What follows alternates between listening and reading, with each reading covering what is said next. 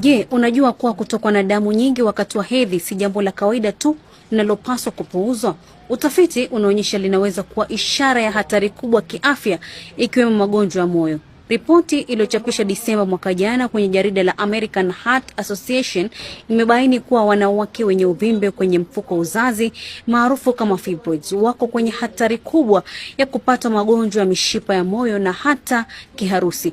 Utafiti wa miaka 10 uliohusisha zaidi ya wanawake milioni 2.7 uligundua kuwa fibroids, ambazo mara nyingi hukua bila dalili zozote, hutoa kemikali zinazosababisha uvimbe mwilini unaoweza kuharibu mishipa ya damu. Madaktari wanasema hatari huongezeka zaidi baada ya mwanamke kufikia ukomo wa hedhi, pale kinga ya asili ya moyo inapopungua, ingawa chanzo chake hakijabainika kikamilifu. Fibroids huonekana zaidi kwa wanawake wenye uzito kupita kiasi, wanaokabiliwa na msongo wa mawazo, wanaochelewa kuingia ukomo wa hedhi, au wenye historia kwa avya mimba, na hatari hii ipo kwa wanawake wa rika zote, si wazee pekee. Lakini wewe unaonaje? Kwa nini wanawake wengi wanaendelea kuathirika na magonjwa ya moyo? Weka maoni yako hapo mwisho.